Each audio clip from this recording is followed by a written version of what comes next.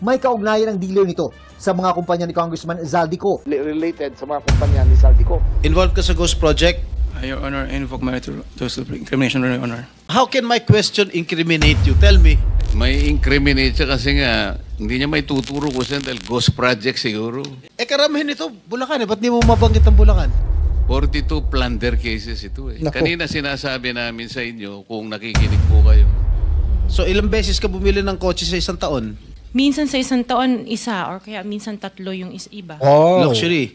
Range Rover pa rin. Luna. Marami ka pala Range Rover. Isa-isa lang. Evoque. Ito yung, maliit ba ito malaki? Maliit. Okay, magkano? Parang nasa 5 lang yata po siya.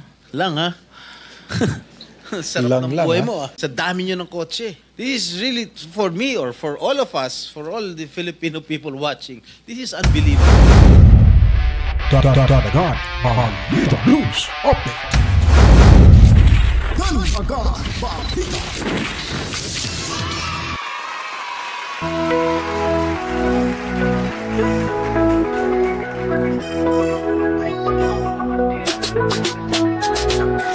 Danagan, Balita Channel, oras na para malaman walang tinatago. Laging inuulat ay tama, balitang totoo, di pigi di gawa-gawa. Danagan, Balita Channel, oras na para malaman walang tinatago. Laging inuulat ay tama, balitang totoo, di pigi di gawa-gawa. Sa channel na to, di ka maliligaw, oras-oras may bago lagi. Right, welcome back mga kabaitan, magandang buhay. Welcome mo dito sa ating munting bahay, ang Danagan Balita Reaction Video News Update mga kabaitan. Nagbabalik na naman ho tayo para ho maglalahad naman ho ng mga impormasyon at mga katotohanan, komprehensibong balitaan na nakala po natin sa loob ng 24 oras. At yun na nga mga kabaitan, kung napanood nyo po yung talagang mainit-init na diskusyon patungkol ho sa flood control projects. Itong sinasabi ho nilang Ghost Flood Control Projects mga kabaitaan. Nako po, nagkakaalaman na ho dito mga kabalitaan. Ang dami hong dapat ho nating malaman dito dahil nga po iilan ho sa mga kanilang resource person or speaker ay medyo may kinakanta na ho dito. Lalo na ho yung DE na kung saan ay itong si Bryce Hernandez pumasok daw ng casino na bit-bit lamang ho yung 5 million pesos na budget para ho isugal ho ito mga kabalitaan. At may Ferrari pa na pag pumasok ko doon sa DPWH, naku po, naka-Ferrari. Then inaamin nila na sila ay nagkakasino mga kabalitaan. So ibig sabihin ho nun, kitang-kita na ho natin na talagang garapala na ho yung korupsyon dyan sa DPWH mga kabalitaan. Ito naman ho nagmamayaring si Arevalo ng Wawaw, tuloy naging Wawa tuloy mga kabalitaan. Dahil ano daw siya, sabi niya dito hindi daw siya sasagot dahil nga po against self-incrimination daw mga kabalitaan. So yun po, basta pag may mga ginagawang kalukuhan, hindi ho talaga makapagsasalita, hindi makapagsabi ho ng diretsahan at talagang maiilang at natatakot baka magkamali, madulas, matapilok yung dila mga kabalitaan. Hindi ho makapag hindi na maitago ho yung mga sekreto ho nila. So nagkakaalaman na, lalo na ho itong si Diskaya na meron palang 40% na inaabot kickbacks mga kabaitaan dyan sa DPWH para makorner ho nito ang bilyon-bilyong halaga ng proyekto ng flood control projects mga kabalitaan. Pero bago pa po tayo tutungo, sisilipin muna natin itong mga kabaitaan, itong awayan, girian ni Torre at itong si Junvic Rimulya mga kabaitaan. Naku po, naglaglagan na rin ho sila dito. Alam niyo po mga kabaitaan, matatandaan niyo po noong 19th Congress, talagang ginawa ho nila lahat para ho bastusin at ipapaya ho sa publiko ang mga Duterte. Lalo na ho si Tatay Digong Duterte, tapos inimpeach pa sa Kamara itong si Inday Sara Duterte at hinuli pa nila si Kibuloy dahil nga kaalyado ni Tatay Digong Duterte mga kabaitaan at yung mga organic na DDS vloggers, supporters na ginigipit ho nila mga kabaitaan. Sila po yung gumagawa ho niya nasa diyan sa may kamera. Pero kung ating pong maiyahambing ho ngayon, kung titignan ho natin yung panahon ngayon mga kabalitaan, grabe no? Hindi man gumante, wala mang resback ang ginawa yung mga Duterte sa mga buayang tongresistang ito at kung tritista pa mga kabalitaan, ang panahon ho yung rumisback ho dito. Oh, naalala nyo ba, napapansin nyo na sinisingil ho sila sa pamamagitan ho ng kalamidad? Kung hindi siguro bumaha yung ating bansa, ay malamang ho, wala lang ho talaga itong sinasabi nilang flood control projects. Tahimik lang ho itong ghost flood control projects mga kabaitaan. So naniniwala ho ako na ito ay isang riskback ho na pabor sa mga Duterte dahil dito na ho, nagkaalaman na ho na tayo na yung kanilang akusasyon laban kay Sara Duterte na 125 million na confidential funds mga kabaitaan ay winawaldas lamang daw sa loob ng 11 araw. Pero nung lumabas so itong problema sa pagbaha ng ating bansa, nako, triple ang ninanakaw na pera pala mga kabalitaan or quadruple pa nga o baka more than pa. Na nawawala na lang na parang bula mga kabalitaan, naglahong parang bula ang bilyong-bilyong halaga ho sa flood control projects. Dahil meron ngang ghost flood control projects mga kabalitaan. Ano ho ngayon ang sitwasyon dyan sa Kamara? Diba sila na ngayon ay natatakot na, si Saldico may balibalita na pumunta na daw ng ibang bansa. At mantakin nyo po sa vlog ng kanyang anak or pamangkin. Meron din ata yata silang beach resort mga kabaitan dyan sa Bangkok, Thailand. Just imagine, isa ka lang negosyante at kontratista pero ganun-ganun na lang ho kadami yung luho at property sa ibang bansa mga kabalitaan. Ewan ko lang kung ito ay pasikat lamang ba ito sa vlog na ito o di kaya baka may katotohanan talaga mga kabalitaan. So ngayon, sila ngayon ang ginigipit na ng panahon. At itong si Bungit ay nagising na rin ho sa katotohanan na hindi na rin ho ito magpapauto. Kahit uto-uto ho ito mga kabalitaan. Lame duck ika nga mga kabalitaan napaka-weak leader ika nga ni Tatay Digong Duterte. So, ang karma, ang gaba, dili magsaba nga ngayon po ay lumabas na ho at nararamdaman na ho ng mga kontratista at itong tongresista mga kabaitaan ayon pa sa binitawang kataga ni VP Sara Duterte. Kung matatandaan niyo po, ang gaba dili magsaba mga kabaitaan. Bago tayo tutungo dyan kay Sara Diskaya, silipin muna natin itong si Torre at itong si sino ba yun? Si Rimulya mga kabaitaan. So dito muna tayo sa news ng GMA Integrated News Kabalitaan. Saksi, si June Veneracion. I am willing to take a lie detector test to prove my point na hindi talaga ako po kaya. Ang sinasabi ni Interior Secretary John Vic Rimulya na hindi niya pinayagan ay ang unsolicited proposal para sa pagbili ng 8 bilyong pisong halaga ng rifle para sa PNP. Salungat ito sa kumakalat na usapan sa social media na ipinilit umano ito ni Rimulya kay dating PNP Chief Nicolas Torre III. At ang pagtanggi ng huli, ang umano'y mitya ng pagkasibak sa kanya. Git ni Rimulya, peke ang mga dokumentong kumakalat na nagpapakitang pinirmahan niya at hindi pinirmahan ni Torre ang request for endorsement and budget para sa pagbili ng 80,000 rifle para sa mga pulis. Sa totoo lang, nung nangyari to, kami ni Chief Torre naman, as I told you, we had a great relationship. Ngayon, pinag-aaway kami, ang tingin ko. Sabi ni Rimulya, totoong nakatanggap siya ng unsolicited proposal para sa pagbili ng 8 bilyong pisong halaga ng baril na popondohan sa pamamagitan ng congressional insertion. Ipinasa niya ito kay Torre para pag-aralan at sumang-ayon umano siya sa rekomendasyon nito. Sabi niya, Sir, these are exact words. Sir, we do not need the rifles. We are 95% compliant with the requirements of the PNP. I concurred with him. Matibig sa pagbibigay ng detalye si Rimulya kung sino ang nasa likod ng congressional insertion para sana sa 8 bilyong pisong halaga ng armas. It came from that office, from the Congress. I won't name na kung sino nagsasabi sa akin. But if there is a further inquiry, I can present all the papers. Simulan sa pool, hindi umano tumatanggap si Rimulya ng budget para sa kanyang opisina at mga ahensya sa ilalim nito kung isisingit ng Kongreso. Basta insertion red flag para sa akin. Katunayan, tinanggihan din umano niya ang isiningit na 1 billion peso budget para sa mga amphibious vehicle ng DILG at ang isinisingit na 500 million pesos na intelligence fund. Sa panayam ng Super Radio DCWB, sabi ni Rimulya, may kaugnayan ang dealer nito sa mga kumpanya ni Congressman Zaldico na dating chairman ng House Committee on Appropriations. Meron doon nakalagay 1 billion para sa light amphibious vehicles galing, kung hindi ako nagkakamali, Czechoslovakia. Tapos ang dealer nun ay related sa mga kumpanya ni Zaldico. Tinanggihan ko yon. Naglagay sila ng 500 million intelligence fund para sa office ko. Tinanggihan ko yon. Sinoli ko yon. Sinusubukan pa ng GMA Integrated News na makuha ang panig ko. Para sa GMA Integrated.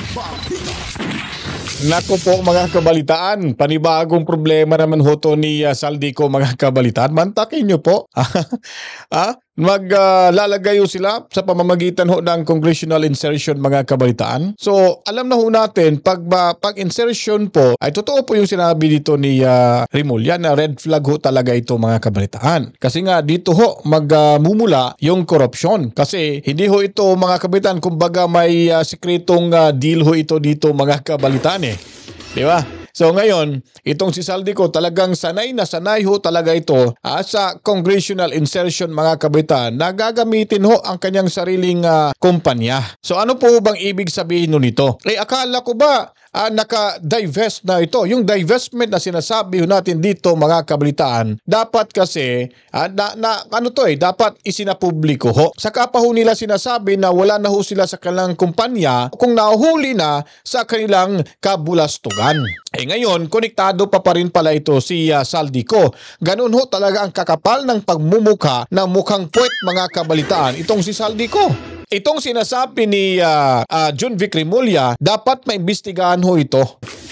Baka may partida ho yan mga kabalitaan. Hindi ho nila madala-dala itong si John Vic Rimulya dahil nadala na ho ito mga kabalitaan. Na hindi ho sila nagkaka-unite dyan sa kanilang grupo na naglaglagan na nga. Baka natakot to si John Vic, baka magkaalaman to at ilalaglag ako ni Zaldico. Dali ako dito mga kabalitaan. And then itong 8 bilyon na halaga na mga long firearm mga kabalitaan ay mula din po sa congressional insertion. Marami hong prioridad na dapat ho nating unahin, hindi ho yung mga armas. Kasi hindi naman tayo sasabak sa giyera mga kabalitaan. Yung sinasabi ho nilang pang-agrikultura, ba't hindi ho nila babadgetan ho yun? Yung irrigation ho ng ating mga mahihirap nating mga magsasaka, ba't hindi ho nila napapansin? Hindi natin naririnig ho yan sa mga kongresista. Dahil hindi ho sila agad-agad makakakuha ng kickbacks mga kabalitaan. Pinaka number 1 na kailang source of income para ho sila ay yumaman ay ito lang ho talaga mga kabalitaan, ang flood control projects. Nararapat lamang ho mga kabalitaan na mapangalanan ho itong mga kongresistang ito at sana magising sa katotohanan itong si John Vic Rimulya na sasabihin niya kung sino ho ang nag-propose sa kanya para bumili ho ng armas. Para bumili ng armas upang sila po ay kurakot ho. May mga porsyento na ho dyan. May mga, kumbaga, lutong Macau na ho yan, mga kabalitaan. Anyways, lipat ho tayo dito sa katatapos lamang pagdinig mga kabalitaan sa Blue Ribbon Committee patungkol ho sa flood control projects. Talagang sinabon, ginisa sa sariling mantika itong si Sara Diskaya. Mantakin nyo po, 40% po 40% ang sinasabi ho rito mga kabalitaan na ibinibigay ho bilang kickbacks ng mga kawani dyan sa Department of Public Works and Highways para sila mismo ang makakorner ho sa bilyong-bilyong halaga ng budget para ho sa flood control projects sa ating bansa mga kabalitaan. Itong wawaw ay naging wawa mga kabalitaan. Naging kawawa dahil hindi na marunong magsalita. Nauutal, mistula bagang parang bulag pepet bingi na hindi mo na alam kung anong gagawin niya ho doon, na payuko-yuko na lang. Hindi naman, nung inakaho nila yung pera, nung sila ay nakaginansya na ho, ay talagang taas na uho sila. Nagmamayang pa, malamang ito sa kanyang mga kakilala na siya ay mayaman dahil sa DPWH transaction.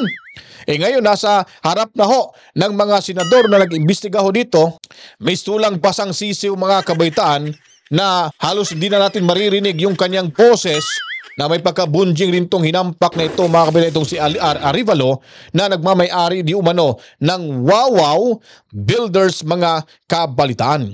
So pakinggan muna natin ho ang usaping ito patungkol sa Wawaw Builders mga kabalitaan. Kanina, nandito ako kanina, umakyat na ako. Pagbalik ko rito, nakatungo ka pa rin. Sino ba talaga kausap mo dyan? Buksan mo yung mic. Wala po, Your Honor. Meron ka ba abogado? Yes po, Your Honor. Ikaw ang may-ari ng Wawaw. Opo, Correct? Your Honor. Ano ba yan? Sole proprietorship, partnership, or corporation? Sole po, Your Honor. Sole, ikaw lang. Magkano paid up capital? Magkano capital mo dyan? Nung una po is 9 million po, 2017. 9 million. 2017 po, nag-start po kami. 2017 po. 2017. Up to now. Hindi po. Sole proprietor pa rin hanggang ngayon? Apo. Okay. Paano ka naka-garner with 9 million as your capital? Paano ka nakakuha ng malalaking proyekto sa DPWH? Nag-start lang po kami nung 2019 po na may nagka-project po. 2019? Opo. Sino kausap mo? Wala po, Your Honor. Wala po. Wala kang kausap? Wala po. Okay. Involved ka sa Ghost Project? Your Honor, I invoke my right to self-incrimination, Your Honor. Ano nga? Pakiulit. I invoke my right for self-incrimination, Your Honor. Senator Jinggoy. Malinaw ba Mr. Chair. Pwede bang... linawin muna natin yung sinabi kasi ang narinig ko, I invoke my right to self-incrimination. Against self-incrimination, Your Honor. Against eh. Plus, Mr. Chair, dapat tumingin ka rin sa nagtatanong mo, Mr. Wow. Ayaw ba tumingin sa amin? Huwag kang kausap mo. Lamesa yung kausap mo eh. Senador yung nagtatanong sa'yo. Harapin mo rin. Thank you, thank you. Anong pangalan niya? Arevalo. Mr. Arevalo, meron kang abogado? Yes po, Your Honor. Is he here? He can give you legal advice. Yes po. Yeah. Nandiyan ba abogado mo? Nasaan ang abogado mo, Mr. Arevalo?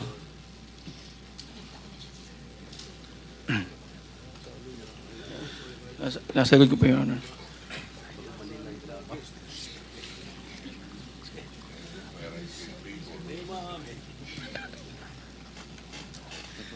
Hindi po. Tinatakot ka lang, Mr. Arevalo.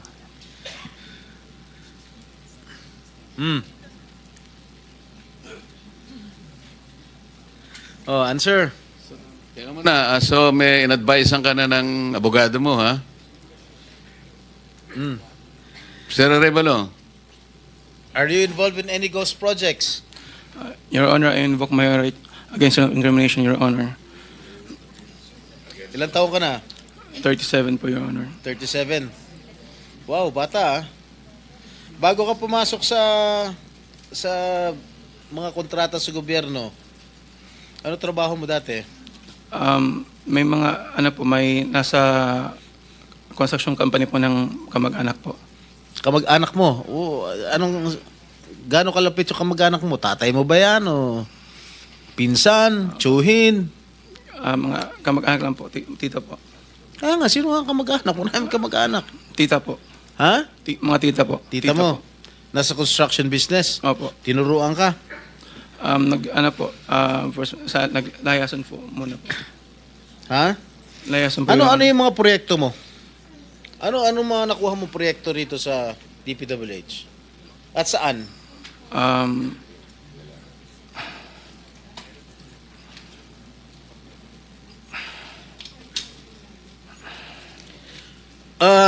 Mr. Arevalo, alam mo, malamig ulo ko ngayon ha. Pero pag ikaw, tumingin ka ng tingin na sa cellphone mo, hindi ko alam kung ano binabasa mo dyan, humarap ka sa amin. Opo. Yes po, Your Honor. Ikaw may-ari nito, di ba? Yes po, Your Honor. O di Honor. dapat alam mo. Ano yung mga proyektong na-awardan sa inyo ng DPWH? At saan-saan? Ano po, Your Honor? Naging uliani ng mga kabalitaan. Alam po yung exact number po. Gusto mo ako magbigay sa'yo? Kung saan-saan yung mga project mo? Gusto mo ako magsabi sa'yo? Come on. You're wasting our time. It's already 1:45. May session pa kami alas 3. At marami pa magtatanong. That is what I was trying to advise everybody. Kasi po, gagamitin sa session mamaya to 3 o'clock. Kaya nililimit po namin ang sarili namin na magtanong. So, Mr. Chair, kung hindi naman sumasagot ito hindi sumasagot agad-agad ito, how can you deduct it from my time? Hey, Mr. Arevalo, sumagot ka Yes po, agad. Your Honor. Ha? Yes po. Oh, alin-alin yung mga proyekto na na-awardan sa iyo ng DPWH at saan-saan to? Meron po kaming sa QC po, sa Metro Manila First. Meron din po sa Quezon. Bulacan. Your Honor, I invoke my right against self-incrimination, Your Honor. Anak ng patingo. Tinatanong ko, how can my question incriminate you? Tell me. Tinatanong ko lang saan yung proyekto mo.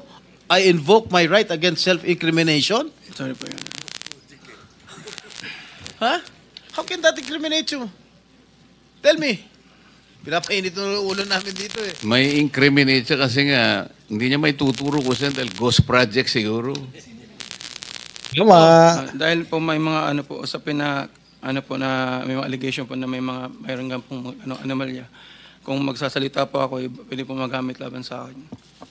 Oo nga, simple lang naman. Wala na ako tinatanong sa'yo kung ano. Tinatanong ko lang, saan itong mga proyektong na-awardan sa'yo ng DPWH. Ang dami mong binanggit na probinsya. Quezon. Ano pa? Ano binanggit niya? QC. Karamihan ito, Bulacan. Ba't di mo mabanggit ang Bulacan? Ha? Meron ka pa nga San Juan eh.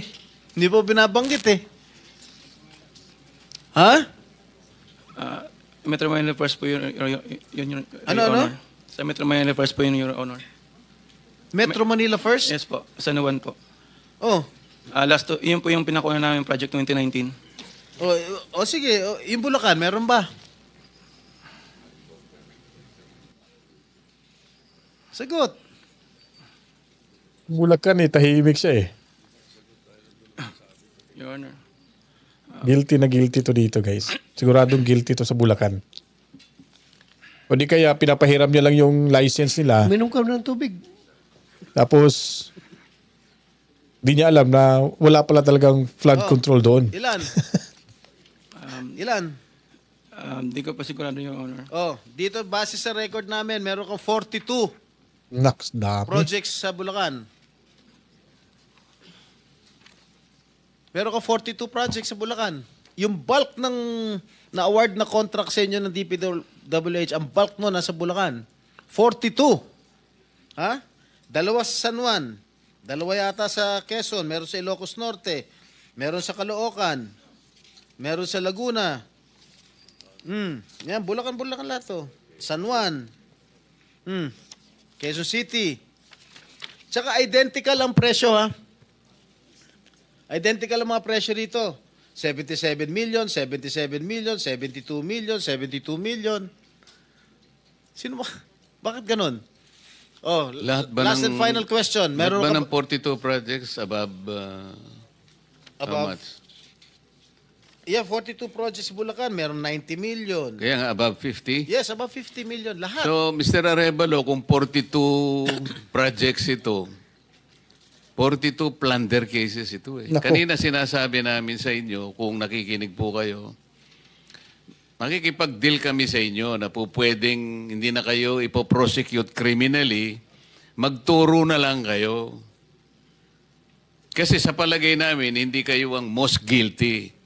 Kapag nakapagturo po kayo nung mga kasangkot talaga dyan, na talaga sila naman ang talagang talamak na sa paggawa nito, anong malay ninyo? Baka imbes na criminal prosecution, wag na yon. Bayaran nyo na lang ang gobyerno, pero magturo po kayo. Para meron po tayong kapuntahan talaga. Kasi kung ganito na lang tayo ng ganito, ikutan ng kito, mapipilitan po, puro plunder. Harapin po ninyo 42 plunder cases. Hindi po fair sa inyo yun eh. Alam namin, hindi lang kayo ang sangkot dyan. Marami ang kasangkot dyan. Kaya, yung abogado po siguro nag-advise sa inyo kung nakikinig, tingnan nyo rin po na maganda ring offer para sa amin ito. Makakatulong pa kayo sa bansa. Matigil na po ito. Ilang minutes yung video? Meron ako ipapakita with the permission of the chair. Siguro 1 minute lang na video. Tingnan mo, Mr. Arevalo, kung project ng Wawaw to.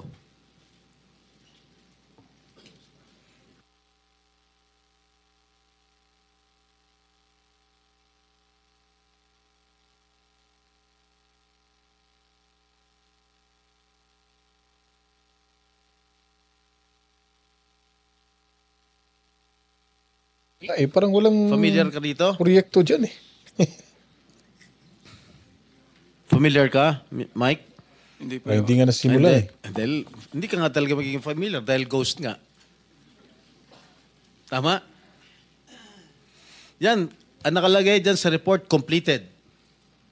Nakakubra ka na. Nabayaran ka na ng gobyerno. Pero, hindi pa completed. Tama ba, Ms. Cabral? Are you aware of this? Ngayon lang po na nakita yung video, Your Honor. Na hindi kompleto, di ba? Pero bayad sila. Wala po akong nakikita.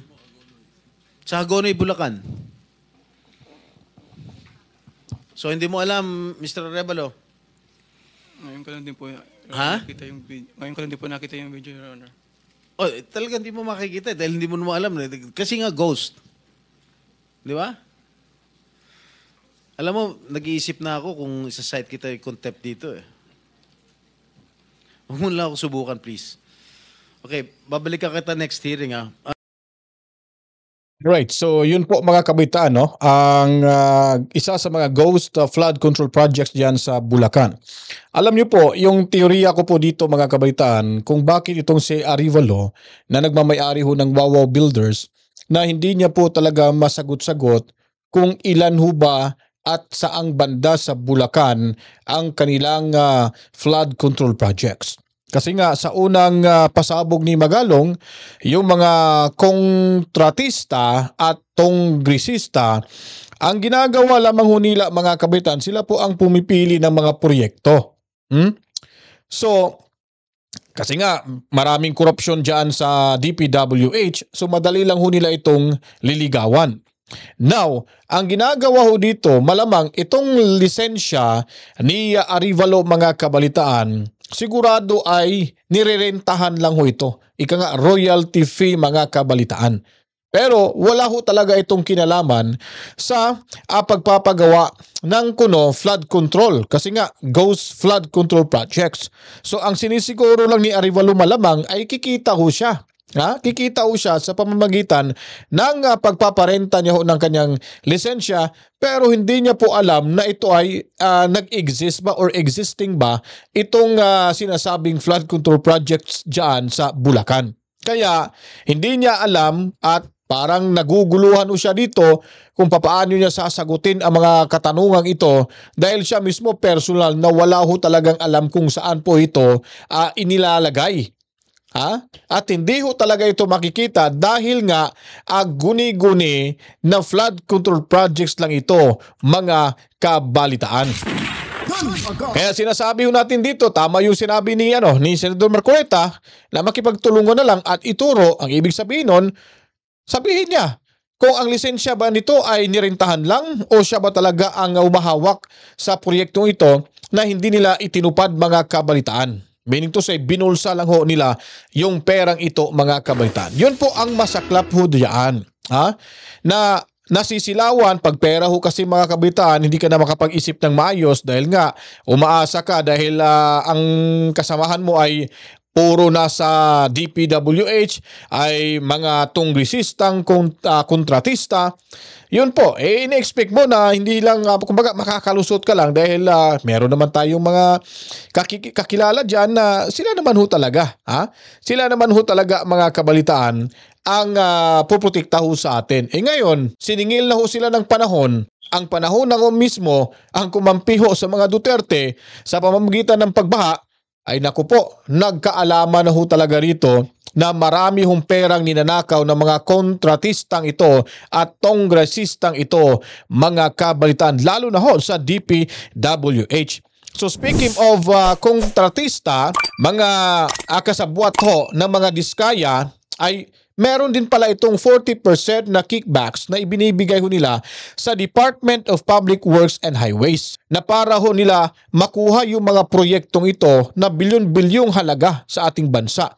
Ngayon, mas lalo hong nadidiin at nagigisa ho ito dahil sa kanyang pagmamamayabang sa mga luho niya po, yung mga luxury cars niya po, nung ipalabas ho ito sa channel ho ni Julius Babaw, ni Corina Sanchez, ay naku mga kabalitaan, ipinagmamayabang niya dahil daw sa DPWH kaya siya ay naging bilyonaryo, mga kabalitaan. So ang tanong ho dyan, paano ho ba siya naging mayaman? Ipinagmamayabang niya nung una, nung sa panahon ng undoy, mga kabalitaan, ayon pa ni Diskaya, walang-wala daw sila, mga kabalitaan. Nangihiram pa daw sila umano nito ng 5-6. Lumalabas ho, mga kabalitaan, sa pagdinigo dito kay Senador Marcoleta, nagsimula na daw sila ng kailang construction business 23 years ago pa, mga kabalitaan. So hindi ba sila pwedeng kumita daw ng pera? So ano ba sa tingin nyo? Di klarong nagsisinungaling ho, mga kabalitaan. Ganun na lang ho kadami yung kanyang luxury cars na nabibili niya po, na kung saan, mga kabalitaan, ay nagkakaalaga ho ito ng milyon-milyon, hindi lang 1 milyon. Hindi bababa ho sa 5 million pesos bawat sasakyan ho nito. Hindi lang isa, magkapareha pa ng iba't ibang halaga, mga kabaitaan. Dito po, talagang nabuking ho siya ni Senator Jinggoy Estrada, lalo na ho yung 40% na kickbacks na binibigay ho nila sa DPWH para ho na mapasa kanila yung proyektong iyon. At siya lang din pala ang nagmamayari ng 9 na korporasyon or construction companies, mga kabaitaan, na sumasali ho sa bidding. So ibig sabihin nun, kung matalo yung isa, nanalo pa rin ho siya dahil sa kanya lang pala yung 9 na construction company na kung saan po ay nagbiding-bidingan lang ho ito, mga kabalitaan. So ito po, panoorin ho natin. Sa interview mo, na 4 na po yung kotse mo na luxury cars. E ngayon, inamin mo 28 lang. Ano nangyari sa 28 po yung luxury cars, Okay. pero may service cars kasi kami na under the name of the company po. Alright. Doon sa 28 luxury cars, ano yan? Rolls-Royce? What else? Okay. Isa-isa natin. Magkano Rolls-Royce? Kano bili mo sa Rolls-Royce? I am not familiar. Oh, come on. Oh, come Nasa on. ano yata. Bumili ka na napakamahal na kotse, di mo alam kung magkano mo binili. No, I know the price. Oh, yeah. Tell us, Pero tell us. we did not buy this on a cash basis. Parang installment na how siya. much is the Rolls-Royce? So the Rolls-Royce was around parang 42. 42 million. Rolls-Royce, isang kotse lang yan. Grabe, isa no? What else? 42 million. The Maybach. Maybach, Mercedes. How much? Parang nasa 22. Ako. Mahal rin. 22 million. How Pwede many pa Maybachs? natin pakita yung screen. Just Kaming one. hindi nakakaalam ng kotse na hindi na malaman kung ano yung pinagsasabi ninyo. Old school Kayo talaga to siguro si Marcoleta. nagkakaintindihan kayo, pero kami ni Senator Erwin, hindi kami masyadong... Para malaman namin ano ba itsura ng pinag-uusapan Maybach natin. is Mercedes, right? Oh, ilan ang Maybach mo? Meron bang Isa lang po. Oh, ano pa? Yung Bentley, Bentley. Wow, magkano yung Bentley mo? 20. Grabe, no? You purchased this brand new, all brand new. Yes po. All right. Lux, Ilang grabe. Bentley? Isa lang po. Oh, what else? Yung G63. What is that? G63. G63, ano yun? Benz. Benz? G63? Is that a sports car? Hindi po. G-Wagon. Wagon. G-Wagon. Oh, how much is it? Parang nasa 20 din yata. Ha? 20 Grabe, din no? yata. 20 million. Di One bababa vehicle sa 5 only? million. Oh, what else? Yung Cadillac po. What kind of Cadillac? Yung SUV. Escalade? Yes. Oh, magkano? Parang yan. Mga 11 yata po yun. Bulletproof? No. Isa lang. One white, one black. Oh, dalawa. Both at 11 million each. Yung isa 8. Yung black. Long wheelbase? Yes po. What else? Yung GMC. What is this GMC? SUV Denali. rin to? Yes po. Oh, how many? Dalawa. Dalawa rin. How much each? Parang nasa 11 din yata siya. 11 Grabe, million no? each. What else? Yung Suburban. Suburban. Ilan? Isa lang po. Pero I bought that here. Local. Bakit itong mga sinasabi mo? Sabi mo, binili mo sa local dealer dito. Oo, local dealer. Oh. Ay, ibig sabihin, importer. Pero this one sa casa binili yung Suburban po. Oh, magkano? Parang nasa 3 lang yata siya nun. 3 million? Oo. Brand new? Second hand? Binili mo? Second hand? Tapos lahat itong mga luxury cars mo, yung mga Rolls-Royce, Maybach, Bentley, Escalade, G63, para brand new. Apa. Bakit bumili ka na second hand Suburban? Ano na siya yung lumang model? Hindi siya Yeah. yung brand new model. Kaya nga, bakit ka bumili ng second hand? Kasi yun lang yung Samantalang lahat available. mga Kasi that was mamahalin the na- time, at that time it was pandemic. So that was the time na yun lang ang available nilang When did you unit. acquire all these luxury cars? All at the same year? No po. When? Since 2022, 21. 2022. May 2021 pa po. 2021. So ilang beses ka bumili ng kotse sa isang taon? Minsan sa isang taon, isa. Or kaya minsan tatlo yung iba. Luxury. Opo. Kailan ka natuwa roon sa payong ng Rolls-Royce? Last year lang po. Last year mo lang na-purchase. Yes po. Yung payong. Dahil sa payong, bumili mo, ha? Alright. Bukod sa mga nabanggit mo mga luxury cars, ano pa? Yung mga SUV ng mga engineers ko. Hindi, ilan lang to? 3, 4, 6, 8. I can't remember all at the top of Sa my dami. head. Oo. Sa dami. Apa. So, Sobrang dami talaga. doon sa 28 na pinurchase mong mga luxury cars, ilang taon mo binuno yun? Yung iba, You started purchasing these luxury cars on what year? the long wheelbase, yung mga binanggit ko kanina, that was only 2022 No, or 21. when did you start? Yung iba, like, let's say, the autobiography, 2016 What is pa po. autobiography? Ano yan, Range Rover. Oh, may Range 2016. Rover. Wala, di mo sinasabi sa akin. Range 2016 pa po siya. Rover. Ilan? Just the one autobiography and then the Defender. Autobiography? Ito ba yung Range Rover? Range Rover pa. Okay, how much did you purchase? 16. 16 million. 2016 pa po yun. Yeah. Ilan? Isa lang po siya. What else aside from Range Rover? Sabi mo? Defender. Defender. Ano siya? Range Rover. Range Rover din. Isa. Dalawa na pala. Ilan? Isa lang po. Magkano? Nasa parang 7 yata yun. 7 million? Aha. Ano pa? The Evoque. Ano? Evoque. What is Evoque? Range Rover. Range Rover pa rin. Luna. Marami ka pala Range Rover.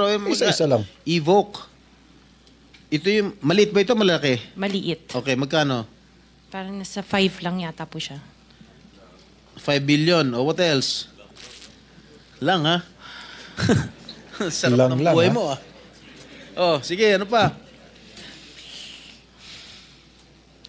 Hindi ko na maalala yung iba. Sa dami talaga, hindi mo maalala, no? Sino-sino gumagamit itong mga luxury cars ninyo? Kami po. Everyday, Iba-iba. siguro sa pag-aalis kayo nung umaga, Rolls-Royce ang gamit mo. Pag uwi mo ng tanghali, kakain, pag lalabas kayo, may back naman ang gamit. Ganun ba yun? Sa dami nyo ng kotse. This is really, for me or for all of us, for all the Filipino people watching, this is unbelievable. To have 28 or 40 luxury cars at your disposal. Ngayon lang ako nakarinig na isang tao o mag-asawa na ganito kadami ang kotse na mamahalin. Hindi na bali yung mga Fortuner, okay lang. Pero kayo, Rolls-Royce, Maybach, Mercedes-Benz, Bentley, Escalade, Range Rover, ilan? GMC, Suburban, G63, di ko na nga naintindihan yan eh. Tapos pera ng gobyerno. Sabi ni Senator Soto, tapos pera ng gobyerno. Ano ba? Nasaan ang konsyensya nyo, madam? Isang tanong. Hindi ako naniniwala na wala kayong contact sa DPWH. Hindi kami naniniwala. Pati siguro si minority leader, hindi naniniwala wala kayong contact. Pati si chairman, hindi naniniwala wala kayong contact.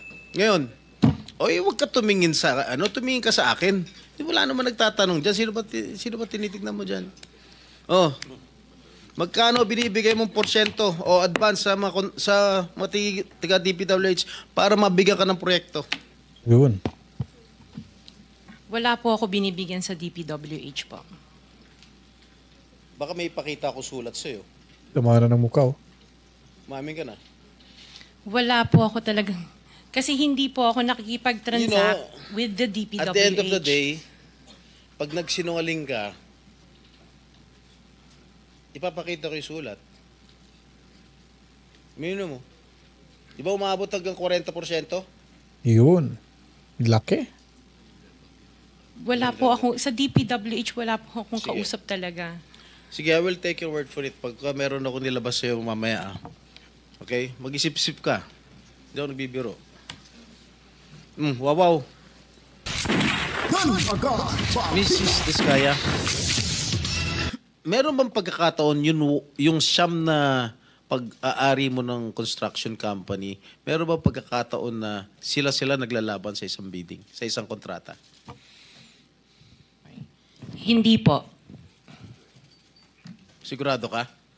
Pag makakuha ako ng record sa DPWH na si St. Timothy, si St. Gerard, si Alpha Phi Omega, sino pa? Si Alpha and Omega and St. Gerard, hindi po sila nagsasali sa isang bidding. Pero yung ibang licenses, magkakasama sila minsan. So minsan naglalaban-laban yun, Sham? Yes po. So that is not a legitimate bidding. Dahil yung Sham na yon na naglalaban-laban sa isang award sa isang kontrata, iisa lang ang may-ari. So kahit sino doon, kahit sinong manalo doon sa bidding na yon, ikaw ang panalo. Dahil sa'yo lahat yun eh. Correct? Kaya pala, yumaman bigla. Tama. Walang kalaban sa bidding. Kasi yung may-ari ng mga companies. Kasi sabi mo lang, I'm just concerned with Alpha and Omega. Miss Diskaya, kanina, sinabi mo Alpha Phi Omega lang ang sayo. Opo. Nung tinanong kita ulit, inunumerate ko lahat yung siyam na korporasyon, inamin mo sa'yo lahat yun. Di ba? The records will bear me out. Ngayon, ang tinatanong ko sa'yo, yung bang siyam na korporasyon na yun, naglalaban-laban ba sa bidding yan? Panglimang tanong na yan eh. Sabi mo kanina, last question. Napagod sa Marcoleta. Ay, sumagot. Hindi, sagutin mo. Sumagot ako. Opo. Naglalaban-laban. Opo. So pag naglalaban-laban yung siyam na korporasyon sa isang kontrata, at kung sino manalo ron, kahit isa sa siyam na manalo, sa'yo pa rin yun. Ikaw pa rin ang panalo. Correct? Opo. Yun, napaamin tuloy. Ayun, wala ho talaga silang magawa ho dito sa investigasyong ito, mga kabitan. Talagang napapaamin. Unang-una, sabi niya pa dito na iba daw yung nagmamay-ari ng shop na construction company. So ngayon po, sa bandang huli, inamin niya na kung sino yung manalo sa shop, ay siya pa rin ho yung mananalo at umuo naman ho mga kabalitaan. So, ibig sabihin nun, wala na ho siyang magawa. Kundi aamin na lang ho talaga siya kasi hindi na ho siya makakalabas ho dito eh. Pumasok siya sa isang litag na napakaliit ho ng butas kaya hindi na ho siya ito makakalabas pa, mga kabaitan. At napaamin na ho na sa kanya pala yung siyam na pumapasok sa bidding para ho sa flood control projects, mga kabalitaan ng DPWH, Daghang Project Y Human. Ang masaklap pa lang ho dito, mga kabalitaan, itong sinasabi niya ho dito na iba't iba yung kanya mga luxury cars ay mula rin ho talaga ito sa pera ni Juan de la Cruz. Saan po ba sila makakakuha ng ganun karaming pera, halaga ho ng kanilang mga sasakyan na nagkakalaga lamang ho ng hindi bababa sa 5 milyon. Yung yung pinakauna, yung unang sasakyan sinasabi niya na 42 million pesos, mga kabitan, yung halaga. Diba? Napakadaming pera ho ang nawawala na napapakinabangan lamang ho ito sa iilang mga buaya at mapagsamantalaho ng ating gobyerno, at meron din naman kasing mga taga-gobyerno na kumakapit ho dito, kaya nakakalusot ho ito mga kabalitaan, lalo na ho dyan sa Kongreso. Ayon pa ni Leviste, nung dating unang congressman dyan sa 1st District ng Batangas, ay nakakatanggap di umano ito ng kickbacks na hindi bababa sa 10 to 20% kickbacks ho mula ho sa DPWH, at siya po ang nagsasabi na dito ilagay yung proyektong ito at kung ano-ano pa. Yun po yung aligasyon ni Congressman Leviste, mga kabalitaan, diyan sa kanyang distrito sa Batangas. So kung ito ay mapapatunayan, sigurado marami pa hong mga buaya diyan sa Kongreso ang nakikinabang na kung saan ngayon ho ay talagang bumabahag na ho yung buntot. Siguro hindi na siguro to nakakatulog ng maayos, mga kabalitaan. Hindi na siguro to makakakain ng maayos. At baka naka-leave na ho ito para lang makapagpahinga ng husto. At ayon pa nga sa mga kumakalat sa social media na itong si Saldico ay umalis na daw ng ibang bansa dahil natatakot di umano ito kay Senador Rodante Marcoleta na siya ho ang umahawak sa investigasyon sa ilalim ng kanyang committee na Blue Ribbon Committee, mga kabalitaan. Kaya kung nagustuhan niyo po, mga kabalitaan, itong ating video presentation, huwag kalimutan ho, paliguan ito ng maraming likes, buhusan ng maraming komento, reaksyon, opinion, suhestyon, at para din malaman ng karamihan kung ano pa magaganapan sa ating lipunan, i-share nyo na po ang video ito.